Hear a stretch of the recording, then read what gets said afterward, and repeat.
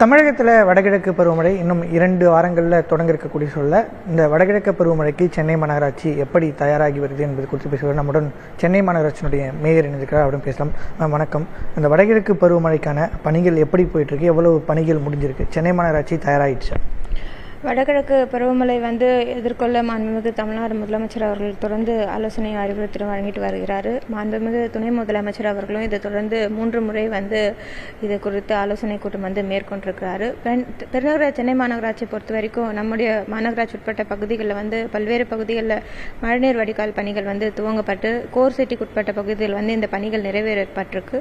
மொத்தமாக கொசஸ்தல்யாறு, கோவளம்பேசன், அதுக்கப்புறம் கோர் சிட்டியில் நடைபெற்ற பணிகள் எல்லாமே சேர்த்து 3036 கிலோமீட்டருக்கு பணிகள் மேற்கொள்ளப்பட்டு நடைபெற்றிருக்கிறது.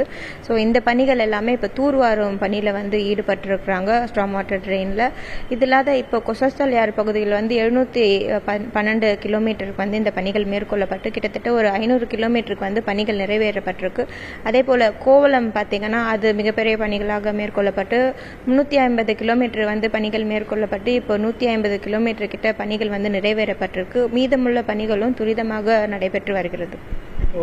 கடந்த முறை நம்ம பார்த்தோம், மழை பெஞ்சும் போது நீர்நிலைகளில் பெரிய அளவில் தண்ணி கடலுக்குள்ள இணையாமல் இருந்தது. இப்போ நீர்நிலைகள் தூர்வாரக்கூடிய பணி எப்படி இருக்கு, எவ்வளோ முடிச்சிருக்கோம்? இப்போ மாநகராட்சிக்கு உட்பட்ட பகுதிகள் 33 கெனால் இருக்குது. இதில் மாநகராட்சிக்கு உட்பட்ட கெனாலும் இருக்கு, WRD உட்பட்ட கெனால்களும் இருக்கு. ஸோ மாநகராட்சி கெனாலும் சரி, நீர்வளத்துறை சார்ந்த கெனாலும் சரி, தூர்வார பணிகள் 2 துறைகள் மூலியமாகவும் நடைபெற்று வருகிறது. ஸோ WRDயும் தொடர்ந்து தூர்வார பணிகளில் ஈடுபட்டு வருகிறார்கள். இப்போ ஓட்டரி நல்லாவும் விருகம்பாக்கம் கெனாலும் மாநகராட்சி சார்பாகவே இந்த தூர்வாரும் பணிகள் மேற்கொள்ளலாம் அப்படின்றத தெரிவித்துக் கொண்டிருக்காங்க. ஸோ தொடர்ந்து இந்த தூர்வாரும் பணிகள் மேற்கொள்ளப்படும். மழைக்காலங்களில் கடந்த முறை பார்த்தோம், நம்ம அதிக மழை பெய்யும் போது பொதுமக்கள் மழைநீர் தேங்கினால பாதிப்புக்குள்ளானாங்க. இப்போ லோ லைனில் இருக்கக்கூடிய மக்களை கண்டறிஞ்சிருக்குமா? தென் அங்கே இருக்கக்கூடிய மக்கள் மழை காலத்தில் பாதிக்கப்படாமல் இருக்க என்னென்ன மாதிரி நடவடிக்கை? ஸோ சென்னை மாநகராட்சி உட்பட்ட பகுதிகள் கடந்த முறை வரலாறு காணாத மழை இருந்தது. கிட்டத்தட்ட ஒரு 43 சென்டிமீட்டர் கிட்ட மழை பதிவாகி இருந்தது.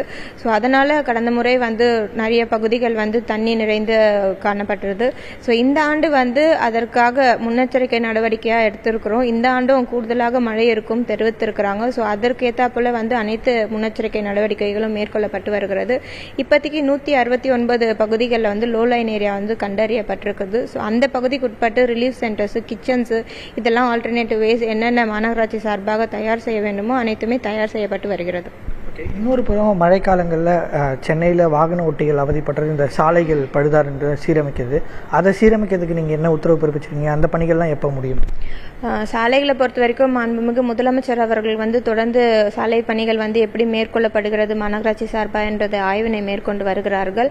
இப்போ மாநகராட்சி சார்பாக அனைத்து சாலைகளும் இந்த பாட் ஹோல்ஸ் இருக்கு, அந்த பகுதிகளெலாம் பேட்ச் ஒர்க் பண்ணுமாறு அறிவித்திருக்கிறோம். ஒவ்வொரு வார்டு வாரியாக எத்தனை பகுதிகளில் இந்த பேட்ச் ஒர்க் பண்ண வேண்டிய அப்படின்றத கணக்கெடுப்பு எடுத்து ஸ்கெடியூல் பண்ணிட்டு ஒவ்வொரு பகுதிகளாக இந்த பேட்ச் ஒர்க் பணிகள் மேற்கொள்ளப்பட்டு வருகிறது.